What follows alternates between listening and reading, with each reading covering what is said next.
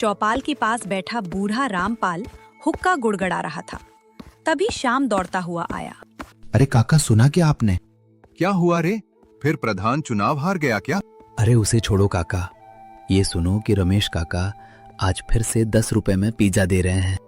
इतना सुनते ही रामपाल हुक्का छोड़कर खड़ा हो गया।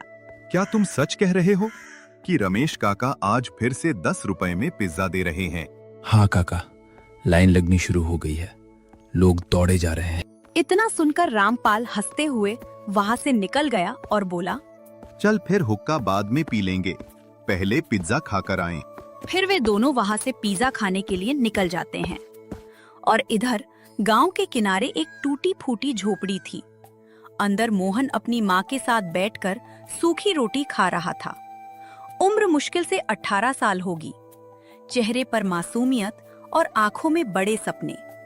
माँ ने आधी रोटी उसकी तरफ बढ़ाई और बोली, ले बेटा खा ले, कल से तू खेत पर भी नहीं जा रहा है। अम्मा तुम खा लो, मुझे भूख नहीं है।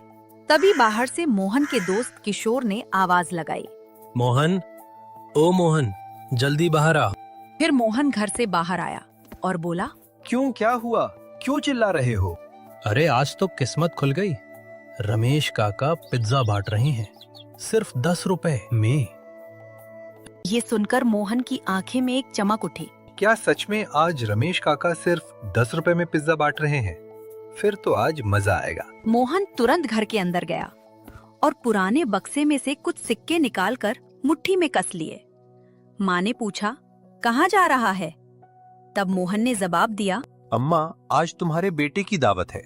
आज रमेश काका 10 रुपए में पिज्जा बांट रहे हैं, वहीं जा रहा हूँ। और इतना कहकर मोहन घर से निकल जाता है। गांव के बीचों बीच एक पुरानी सी दुकान थी। बाहर लकड़ी का बोर्ड जिस पर लिखा था रमेश भोजनालय और नीचे छोटे अक्षरों में लिखा था, आज विशेष पिज्जा मात्र 10 रुपए में। दुकान के बाहर लंबी लाइन लगी थी। अरे धीरे धीरे सबको मिलेगा, जल्दी मत मचाओ। मोहन भी उसी लाइन में खड़ा सब कुछ देख रहा था। उसने मन में सोचा, इतने लोग और इतना पिज्जा सिर्फ 10 रुपए में, ये कैसे मुमकिन है? आखिर मोहन की बारी आई। उसने कांपते हाथों से 10 रुपए आगे बढ़ाए।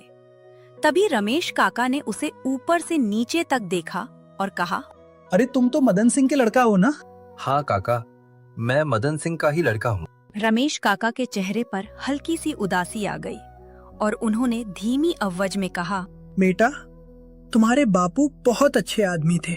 ये सुनकर मोहन चुप हो गया था। मोहन के पिता को गुजरे 3 साल हो चुकी थी। इधर रमेश काका ने एक प्लेट में पिज्जा रखा और मोहन को दे दिया। और फिर मोहन पास में पेड़ के नीचे बैठ गया और उसने पहला कौर मुंह में रखा और जैसे दुनिया रुक गई। पिज्जा का स्वाद इतना गहरा था कि मोहन की आंखें खुद ब खुद बंद हो गईं। मसाले बिल्कुल सही, नरम पिज्जा और सुगंध ऐसी कि मन खुश हो जाए। मोहन धीरे से बोला, हे भगवान, ये तो शहर वाले होटल से भी अच्छा पिज्जा है। किशोर भी मोहन के पास बैठकर पिज्जा खा रहा था और मोहन की ये बात सुनकर एकदम हंस पड़ा। अब समझा रमेश काका के यहाँ इतनी लंबी लाइन क्यों लगती है। मोहन ने बिना जवाब दिए तेजी से खाना शुरू कर दिया। दुकान के सामने खड़े कुछ लोग बातें कर रहे थे। उनमें से एक बोला, मुझे तो लगता है कि रमेश काका के पास कहीं खजाना गड़ा है। नारे, ये सब जादू है, वरना 10 रुपए में पिज्जा कौन ही देता है। मुझे लगता है कि रमेश काका को हिसाब किताब आता ही नहीं होगा, इसीलिए 10 रुपए में पिज्जा देते हैं। ये सारी बातें वहां पर खड़ी एक बूढ़ी चाची सुन रही थी। तभी बूढ़ी चाची बोली, तुम लोग कुछ भी बोलो, लेकिन रमेश एक नेक आदमी है। भूखे को खिलाता, इसलिए भगवान उसे बरकत देता है। मोहन दूर खड़ा ये सारी बातें सुन रहा था। उसके मन में एक सवाल बढ़ता जा रहा था। उसी समय सड़क पर धूल उड़ाती हुई काली कार आकर रुकी। उसमें से गांव का प्रधान महेश चंद्र ने जब लाइन देखी, फिर उसमें अपने सड़क किनारे बने होटल की तरफ देखा जो खाली पड़ा था। उसने दांत पीसे और बोला, साला मेरे होटल में कोई नहीं है और यहाँ मेला लगा है। बोलो प्रधान जी, कहो तो दुकान टुड़वा दें। नहीं, पहले राज पता करो। घाटे में कोई महीनों तक दुकान नहीं चलाता। और फिर महेश चंद रमेश काका के पास गए और बोले, काका नमस्ते। सुना है आज फिर दान पुण्य चल रहा है। नमस्ते नमस्ते महेश चंद्र। ये दान पुण्य नहीं बेटा, व्यापार है ये। व्यापार 10 रुपए में पिज्जा। मुझे बच्चा समझे हो क्या काका? महेश, कुछ चीजें हिसाब से नहीं नियत से चलती हैं। ये सुनकर लाइन में खड़े लोग हंसने लगे और ये देखकर महेश चंद्र का चेहरा लाल हो गया। देख लेना रमेश काका, एक दिन ये दुकान बंद होगी। हाँ, जिस दिन लोगों का पेट भरना बंद हो जाएगा उसी दिन मेरी दुकान भी बंद हो जाएगी। शाम को मोहन तालाब के किनारे बैठा था। हवा चल रही थी, मगर उसके दिमाग में सिर्फ वही स्वाद घूम रहा था जो रमेश काका ने पिज्जा खिलाया था। तभी किशोर बोला, क्या सोच रहे हो मोहन? किशोर, मैं भी एक दिन बड़ा होटल खोलूंगा। मोहन, पहले घर की छत तो ठीक करा लो, फिर सोचना होटल खोलने की। नहीं किशोर, सच में मुझे एक ऐसा होटल खोलना है जहां अमीर आदमी भी खा सके, जिसके पास पैसा नहीं हो वो भी वहां आकर वहां खा सके।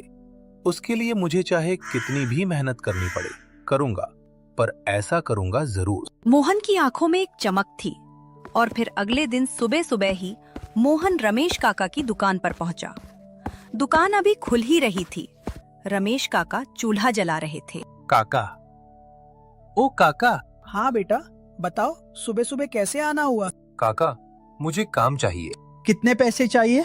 काका, पैसे बाद में, पहले मुझे सीखना है। बेटा, पर तुम्हें पहले क्या सीखना है? काका, मुझे पिज्जा बनाना सीखना है और 10 रुपए में पिज्जा का राज भी। सीधे दिल की बात बोलते हो बेटा तुम, पर सच बोलते हो। माफ करना काका, थोड़ा ज्यादा बोल गया। बेटा, माफी नहीं, सच बोलने वाले लड़के मुझे पसंद है। इसलिए तुम कल सुबह 4 बजे से आ जाना। ठीक है काका, अब मैं चलता हूँ। कल सुबह 4 बजे से ही आऊंगा। और फिर मोहन वहां से निकल जाता है। अगले दिन सुबह अंधेरा था, मुर्गे भी ठीक से नहीं बोले थे। तभी मोहन नींद में चारपाई से खड़ा होकर सीधा रमेश काका की दुकान पर पहुंचा। रमेश काका वहां पहले से मौजूद थे। आ गए मोहन, अब चलो जल्दी से पास के कुएं में से पहले पानी भर लाओ। मोहन पहले कुएं से 10 बाल्टी पानी लाया, फिर लकड़ी काटी, उसके बाद फिर बर्तन मांझे और फिर बाजार से मैदा भी लेकर आया। सूरज निकलते निकलते मोहन की कमर टूट चुकी थी और फिर वो हाफते हुए बोला, काका, आप मुझे खाना कब बनाना सिखाओगे? मोहन बेटा, पहले तुम्हें रसोई की इज्जत करनी सीखनी पड़ेगी, उसके बाद ही तुम खाना बनाना सीख पाओगे। दोपहर में काका मसाले पीस रहे थे। मोहन भी वहां पास खड़ा ध्यान से सब देख रहा था। काका, आप इसमें क्या डालते हो? मोहन, इसमें अपनी मेहनत डालता हूँ। अरे मजाक नहीं काका, सच बताओ ना, क्या डालते हो आप इसमें?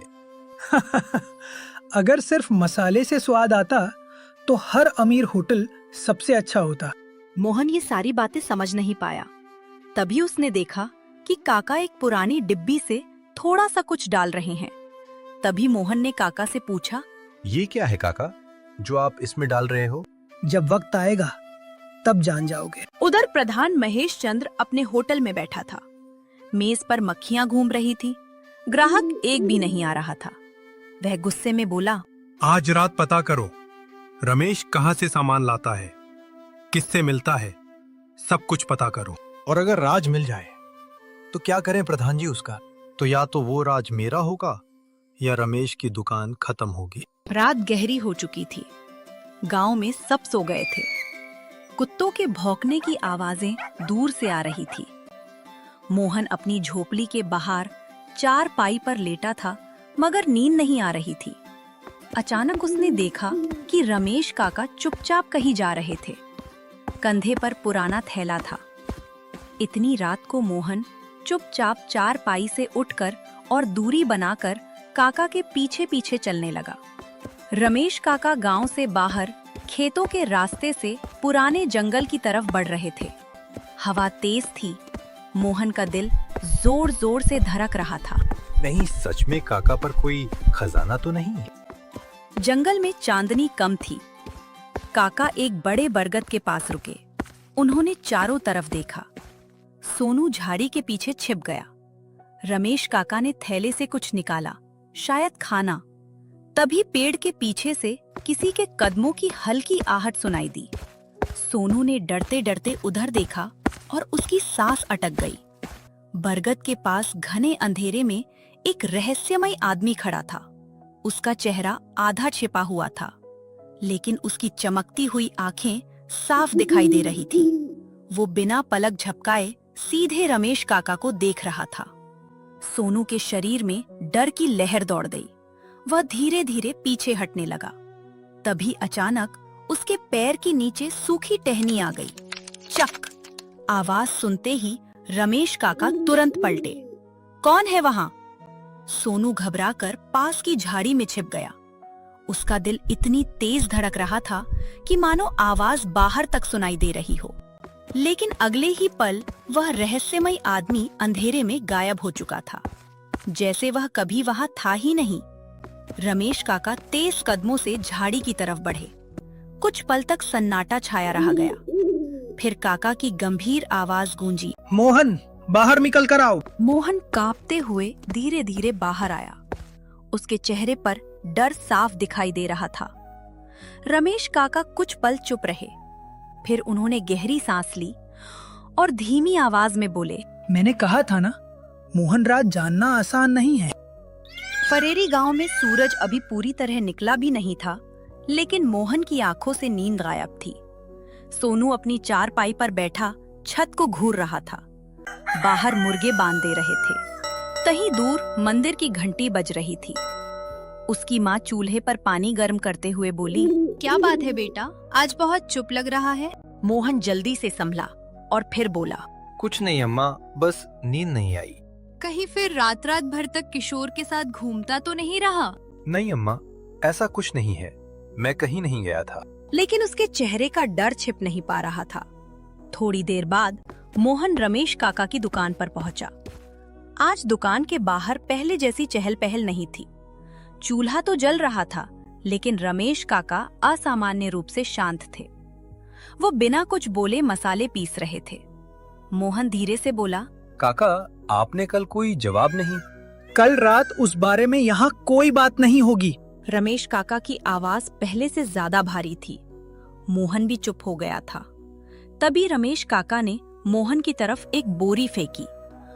चल मंडी से फटाफट मैदा ले आ, आज तू लेट भी आया है। लेकिन काका, जो कहा है वो कर, ज्यादा सवाल मत पूछ। मोहन समझ गया था कि काका अभी कुछ भी बताने वाले नहीं हैं। फिर मोहन मंडी के लिए निकल जाता है। तभी मंडी जाते वक्त मोहन ने देखा कि गांव में नई चर्चा शुरू हो चुकी थी। चाय की दुकान पर बैठे लोग फुसफुसा रहे थे। उनमें से एक आदमी बोला, कल रात जंगल में किसी ने अजीब आवाजें सुनी हैं।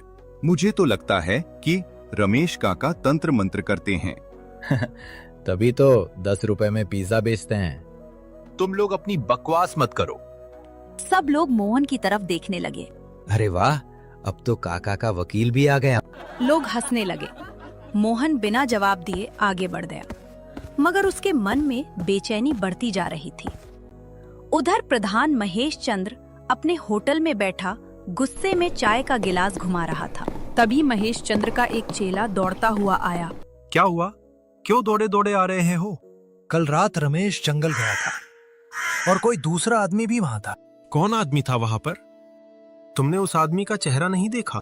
चेहरा साफ नहीं दिखा, लेकिन वो आदमी अपने गांव का नहीं था। इतना सुनकर महेश चंद्र अपनी कुर्सी से उठा और फिर उसने धीरे से कहा, मतलब कुछ बड़ा खेल चल रहा है। आज रात हम खुद देखेंगे। दोपहर में दुकान पर भीड़ लगी हुई थी। रमेश काका तेजी से खाना बना रहे थे। मोहन बर्तन धो रहा था, लेकिन उसकी नजर बार बार उसी पुरानी डिब्बी पर जा रही थी जिसे काका हमेशा छिपा कर रखते थे। अरे ये क्या, गैस खत्म हो गई। काका तुरंत बाहर चले गए। मोहन का दिल तेजी धड़कने लगा। उसने धीरे से डिब्बी उठाई। आखिर इसमें है क्या जो रमेश काका इसे हमेशा छिपाते रहते हैं? मोहन ने उस डिब्बी का थोड़ा सा ढक्कन खोला। अंदर लाल रंग का कोई खास मसाला था। उसकी खुशबू बाकी मसालों से बिल्कुल अलग थी। मोहन उसे सूंघने ही वाला था कि पीछे से आवाज आई। मोहन, क्या कर रहे हो? मोहन डरकर पलटा और उसने देखा कि रमेश काका सामने खड़े थे। उनकी आंखों में पहली बार गुस्सा दिखाई दे रहा था। कुछ राज जितना राज रहे उतना ही अच्छा होता है। उसी समय दुकान के बाहर लगभग 10 साल का एक दुबला पतला बच्चा खड़ा था। उसके कपड़े फटे हुए थे और आंखों में भूख साफ दिख रही थी। वह धीरे से बोला, काका, मेरे पास पैसे नहीं हैं, लेकिन मुझे बहुत तेज भूख लग रही है। कुछ खाने के लिए दे दो। लाइन में खड़े कुछ लोग हंसने लगे। अरे हट मुफ्तखोर कहीं का। लेकिन रमेश काका तुरंत बाहर आए। उन्होंने बच्चे को अंदर बैठाया और खुद अपने हाथों से प्लेट भर कर दी। ये देखकर बच्चे की आंखों में आंसू आ गए। मोहन ये सब देख रहा था। तभी काका उसकी तरफ मुड़े और बोले, यही असली राज है।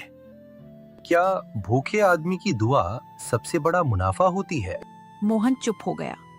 उसके मन में पहली बार रमेश काका के लिए और भी ज्यादा सम्मान पैदा हो गया था। रात होते ही गांव में फिर सन्नाटा फैल गया। लेकिन इस बार सिर्फ सोनू ही नहीं जाग रहा था, बल्कि प्रधान महेश चंद्र भी अपने आदमियों के साथ तैयार बैठा था। जंगल के रास्ते पर दूर रमेश काका चलते दिखाई दिए। उनके हाथ में वही पुराना थैला था। मोहन भी चुपके से पीछे निकल गया। कुछ दूरी पर प्रधान और उसके आदमी भी उनका पीछा करने लगे थे। जंगल में हवा तेज चल रही थी। अचानक रमेश काका उसी बरगद के पास रुके। उन्होंने थैले से खाना निकाला और जमीन पर रख दिया। मोहन हैरान था, ये खाना किसके लिए है? तभी अंधेरे से किसी के कदमों की आवाज आई। धीरे धीरे वही आदमी सामने आया और सीधा रमेश काका के सामने आकर खड़ा हो गया। महेश चंद्र दूर पेड़ के पीछे छिपकर ये सब देख रहा था और वह फुसफुसाया, आखिर मिल गया राज। फिर वो आदमी जमीन पर बैठा और तेजी से खाने लगा। मोहन समझ नहीं पा रहा था कि ये सब क्या है। तभी अचानक महेश चंद्र के एक आदमी का पैर फिसल गया और पूरे जंगल में आवाज गूंज गई। ये सुनकर रहस्यमयी आदमी तुरंत चौकन्ना हो गया। कौन है वहाँ? महेश चंद्र समझ गया कि अब छिपना बेकार है। वो बाहर आया और जोर से हंसने लगा। वाह रमेश काका, तो ये है तुम्हारा राज। मोहन भी डरते हुए बाहर निकल आया। ये देखकर रमेश काका का चेहरा भी गंभीर हो गया। महेश चंद्र, यहाँ से चले जाओ। लेकिन ये सुनकर महेश चंद्र हंस रहा था। पूरा गांव सोचता है कि तुम संत हो, पर तुम तो रात में जंगल में छिपकर किसी अजनबी को खाना खिलाते हो। वो रहस्यमयी आदमी गुस्से से महेश चंद्र को घूरने लगा। ज्यादा मत बोलो महेश चंद्र। महेश चंद्र पीछे हट गया, लेकिन फिर थोड़ी देर बाद बोला, कौन है ये? कोई चोर अपराधी जिसे तुम रोज रात को खाना खिलाते हो। कुछ पल के लिए जंगल में सन्नाटा छा गया। फिर रमेश काका धीरे से बोले, ये मेरा छोटा भाई है। ये सुनकर मोहन स्तब्ध रह गया। काका की आंखें भी भर आईं। 20 साल पहले गांव वालों ने इसे मरा हुआ समझ लिया था। चांदनी में उस आदमी की दर्द से भरी आंखें और चेहरा साफ दिखाई दे रहा था। तभी रमेश काका ने धीमी आवाज में कुछ कहा। जंगल के उस सन्नाटे में रमेश काका की बातें सुनकर वहां मौजूद हर शख्स सन्न रह गया। हवा जैसे थम सी गई थी। मोहन की आंखें फटी की फटी रह गईं और प्रधान महेश चंद्र का घमंड भरा चेहरा पल भर में फीका पड़ गया। रमेश काका ने एक गहरी सांस ली और बीते कल के बारे में बताने लगे। हाँ, ये सुरेश है, मेरा छोटा भाई। 20 साल पहले जब गांव में आग फैली थी तो सबने समझा कि ये मर गया, लेकिन ये बच गया था। मगर उस आग ने इसके दिमाग पर गहरा असर किया। ये डरकर जंगलों में भाग गया। जब सालों बाद ये मुझे यहाँ मिला तो इसकी मानसिक हालत ऐसी नहीं थी कि ये गांव के लोगों के बीच रह सके। लोग इसे पागल समझकर मारते पीटते। इसलिए मैंने इसे यहीं रखा और इसकी पसंदीदा चीज पिज्जा बनाकर इसे रोज खिलाने आने लगा। लेकिन काका, फिर वो 10 रुपए वाला पिज्जा जब मैंने सुरेश के लिए पिज्जा बनाना शुरू किया तो मुझे एहसास हुआ कि गांव में कितने ही ऐसे गरीब और भूखे बच्चे हैं जो इस स्वाद को तरसते हैं। बस अपने भाई की याद में और हर भूखे पेट को भरने के लिए मैंने 10 रुपए में पिज्जा बेचना शुरू कर दिया। वो जो जादुई मसाला डिब्बी में है मोहन, वो कोई जादू टोना नहीं, बल्कि सुरेश की पसंदीदा जड़ी बूटियों और मसालों का मिश्रण है जो इसे शांत रखता है। ये सब सुनकर महेश चंद्र का शक दूर हो गया। जिसे वह कोई बड़ा घोटाला या तंत्र मंत्र समझ रहा था, वह तो एक भाई का दूसरे भाई के लिए समर्पण था। भाई अकेला डर। इतने सालों बाद सुरेश के मुंह से भाई सुनकर रमेश काका की आंखों से आंसू बह निकले। और फिर मोहन आगे बढ़ा और उसने सुरेश के पास आकर खड़ा हो गया। उसकी आंखों में अब डर नहीं, बल्कि एक नया संकल्प था। काका, अब सुरेश काका जंगलों में नहीं रहेंगे और आपकी ये रसोई सिर्फ आपकी नहीं, हम सबकी है। मैं आपके साथ मिलकर इस राज को और बड़ा बनाऊंगा। रमेश काका, मेरा वो आलीशान होटल जो खाली पड़ा है, आज से वो आपका हुआ। वहां सिर्फ पिज्जा बनेगा। पैसे वाले पूरा पैसा देंगे और गरीबों के लिए वही 10 रुपए की थाली सजेगी। सुरेश का इलाज शहर के सबसे बड़े अस्पताल में मैं करवाऊंगा। मुझे भी इस पुण्य में थोड़ा हिस्सा दे दो काका। कुछ महीने बीतने के बाद अब फरेरी गांव की सुबह पहले जैसी नहीं थी। वह और भी खूबसूरत हो चुका था। गांव के चौराहे पर अब रमेश भोजनालय की जगह एक बड़ा और सुंदर बोर्ड लगा था, जिस पर लिखा था रमेश और सुरेश की रसोई। होटल के अंदर आधुनिक रसोई थी, जहां मोहन रमेश काका की देखरेख में बड़ी फुर्ती से पिज्जा का बेस तैयार कर रहे थे। अब मोहन भी वह खास मसाला बनाना भी सीख लिया था। दुकान के काउंटर पर कोई और नहीं, बल्कि बिल्कुल ठीक हो चुके सुरेश काका बैठे थे, जो हर आने जाने वाले का मुस्कुराकर स्वागत करते थे। तभी चौपाल से बूढ़े रामपाल अपनी लाठी टेकते हुए आए और बोले, अरे मोहन बेटा, आज फिर हम तुम्हें ढूंढते हुए आ पहुँचे। जरा वो 10 रुपए वाला जादुई पिज्जा तो खिलाओ। काका, स्वाद वही है, बस अब इसमें अपनों का प्यार और बढ़ गया है। दूर खड़े प्रधान महेश चंद्र ये सब देखकर मुस्कुरा रहे थे। मोहन ने अपनी माँ की तरफ देखा, जो होटल के एक कोने में बैठी गर्व से अपने बेटे को देख रही थी। मोहन का सपना सच हो चुका था। अब उनके गांव में कोई भी भूखा नहीं सोता था।